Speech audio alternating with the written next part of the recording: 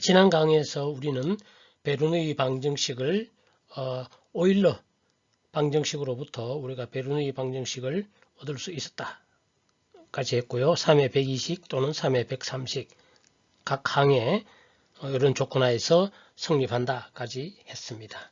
이제 이 식을 여기다가 로를 곱한 식을 더 실제 많이 사용하죠. 로를 곱한 형식의 식을 우리가 많이 사용합니다. 앞에 식에서 로를 곱하면 이와 같은 식을 더 많이 사용하게 되겠죠. P 플러스 또는 G를 나누어서 또는 이 식에서 로G를 나누어서 로G분의 이런 식을 더 많이 사용하게 되겠습니다. 자, 그런데 3의 104와 3의 각 항은 3의 104는 유체의 단위 부피당 에너지를 나타내게 되겠습니다. P를 2분의 1 로 V 제곱 동합 로 G Z 정수합 단위 부피당 에너지랑 요거 보면 쉽게 알 수 있겠죠. 로 G Z를 보면은 mg Z가 에너지가 되겠죠. 근데 m은 로 V G Z가 되고 부피로 나눈 항이 되겠죠. 어찌됐든 간에 이 모든 항들은 단위 부피당의 에너지와 같은 압력도 그런 그와 같은 그 차원을 가지게 되겠죠. 물론 이 P는 우리는 정압이라고 얘기하죠. 정압, static pressure. 우리가 보통 압력이라면 정압을 얘기하게 되겠습니다. 2분의 1도 로브 제곱은 동압. 우리 유체가 이래서 다 배웠죠. 유체가 가지는 단위 부피당 운동 에너지를 나타내고 로지H는 정수압이 되겠고 유체의 높이에 의한 압력이 되겠습니다. 앞에서도 우리가 유체가 이래서 차원과 단위에서도 했죠. 각 항들의 단위는 다 같아야 되는 거죠. 이런 단위. 자, 따라서 이건 전부 압력 단위가 되겠고, 이것은 전부 높이, 길이 차원이 되겠죠. 우리 유체각 1에서 다 한 부분입니다. 빨리 넘어가도.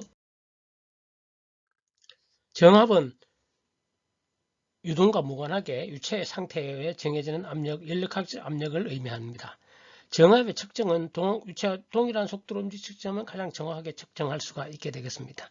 예를 들면은 유체가 이렇게 정지하고 있을 때 측정하는 압력이 정압입니다. 근데 유체가 V의 속도로 흐를 때는 압력을 측정을 보통 이렇게 얘도 V로 흐르면서 이렇게 측정하면 여기서 측정되는 압력이 정압이 되겠습니다. 그러나 실제 이렇게 측정하기는 어렵고요. 보통은 정압은 이렇게 벽에 수직한 유체 흐름 방 이런 쪽으로 하는 것이 아니라 유체 흐름에 이렇게 하면 수직한 방향으로 이렇게 정압 탭을 측정하면 여기서 측정하는 압력은 정압이 됩니다. 물론 이런 커브 부분에서 하면 좀 다르겠죠.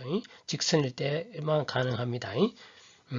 높이차가 없다면 압력 이거는 이런 압력이 변하지 않기 때문에 정압의 측정이 옆에서 본 거라고 생각을 하면 되겠습니다. 요만큼 높이 차이 수직이라면 이만큼 높이 차이 관의 옆에서 구멍을 뚫었을 때 또는 위에서 했다면 이만큼 높이만큼은 차이가 나겠죠. 이 점에서 여기서 즉 정압을 요점에서 측정되는 압력이 바로 이 압력입니다. 예, 그렇게 되겠습니다. 그러나 일반적으로 피토 정압값 유체값 이래서 다 한 부분이죠. 예를 들어 이중관으로 됐습니다. 이렇게 측정되는 여기서는 정체압이 측정이 되고요. 이렇게 측정되는 곳에는 정압이 측정되는 피토 정압관이라고 얘기를 하게 되겠습니다. 더 이상 자세한 부분은 유체학 1 부분에서 상세하게 했으니까 그것을 참고하기 바랍니다. 정압값, 동압, 정수압 합을 전압이라고 얘기하겠죠. 전압력, total pressure라고 하고 다음처럼 PT 이러고 다 합한 것을 전압이라고 얘기를 하겠습니다. 유체가 흘러가다가 정지하는 곳의 압력을 우리는 정체압이라고 그러고 P 플러스 2분의 로 V 제곱 합한 것을 우리는 정체압이다 라고 얘기를 합니다. 유체각 1에서 다 했죠. 정압과 동압의 합이 되겠습니다. 책에 따라서는 이 전압을 정체압과 동일하게 설명하는데 전압은 요거 두 개를 전압이라고 하는데 그렇진 않고 사실은 여기서 로지제트를 포함된 부분이 되겠습니다. 단 이 기체인 경우에는 높이 차이, 우리 높이 차이에는 압력 차가 별로 없죠. 그래서 기체인 경우에서는 전압은 정체압과 같게 되겠죠. 일반적으로는 전압은 정압 플러스 동압 플러스 정수압이고 요 높이에 의한 정체압은 정압 플러스 동압입니다.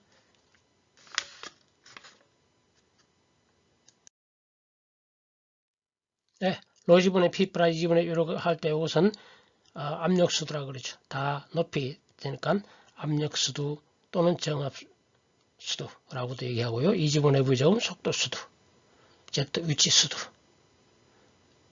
전수두, 로지분의 피에조메타수두, 압력수두와 위치수두의 합을 우리는 피에조메타수두라고 수두 헤드, 영어로 헤드라 그러는데 애초에 우리는 수두라고 번역했습니다. 또는 그대로 헤드라고 해도 사용하기도 합니다. 액체의 높이를 나타내게 되겠습니다. 유체각 이래서 다 다른 부분이니까 그냥 빨리 넘어가겠습니다. 자, 이제 앞에서 적분을 두 가지 하는 경우가 한다고 했는데 앞에 첫 번째 우리가 3회 11회 1절에서는 유선을 따라서 적분을 했습니다. 이제 유선을 따라 적분하는 것이 아니라 유동이 비회전 유동인 경우에서 우리가 살펴보고자 합니다. 정상 비점성 비압축성 유도이고 비회전 유동인 경우에는 비회전 유동에는 오메가가 제로죠. 오메가 또는 제타가 제로죠. 따라서 컬 V가 제로입니다. 이 얘기는 처음부터 이 부분은 없는 거죠. 0이 되겠죠. 저절로. 따라서 변이 벡터 dr, 요 dr이 유선이 아닌데 이무의 벡터인 경우도 이거 없어지는 거지. 적분 1에서 2 하면은 우리가 이와 같은 관계식을 얻을 수가 있게 되겠습니다. 그런데 이와 같은 관계식을 얻는데 조건이 비회전 유동이면 되고 dr은 유선일 필요는 없는 거죠. 유선이 아니라도 된 이 관계가 성립합니다. 즉, 이 부분은 우리가 유체각 1에서 알고 있는 베르누이 방정식 이외에 또 베르누이 방정식이 성립하는 경우가 되겠습니다. 즉, 베르누이 방정식이 성립하는 또 다른 조건은 정상, 비점성, 비압축성, 비회전 유동 이럴 때 성립하기. 마지막 조건은 자 따라서 요거 세 개는 똑같고요. 이거 플러스 유선을 따라서 이때 베르누이 방정식 성립하고 또 한 가지는 요렇고 세 가지 플러스 비회전 유동이면 베르누이 방정식이 무조건 성립합니다. 유선과 상관없이. 그 말은 이 dr은 유선을 따라 하지 않더라도 인테그랄 1에서 2 적분하면 0이 되겠죠. 즉 다시 말하면 비회전 유동일 때는 두 점이 동일한 유선상에 있지 않더라도 베르누이 방정식이 성립합니다. 즉 이무의 두 점 사이에 베르누이 방정식이 성립하는 거지. 그러니까 유동장 전체에서 비회전 유동에서는 유동장 전체에서 베르누이 방정식이 성립합니다. 지금 우리 유체각 이래서 배우지 않던 새로운 사실이 되겠습니다. 이것은 우리가 5장, 6장인지에서 우리가 6장이 되겠습니다. 비점성 유동, 비회전 유동, 즉 이상 유동에서 아주 중요한 역할을 합니다. 베르누이 방정식은 비회전 유동일 때 비회전 유동 물론 요 조건이 있습니다. 정상, 비점성, 비압축성, 비회전 유동일 때 베르누이 방정식은 전체 유동장에서 성립한다. 이것은 우리가 유체각 2에서 새롭게 정의되는 경우다. 잊으면 안 되겠습니다. 6장 가서 다시 우리가 이 부분을 환기할 겁니다.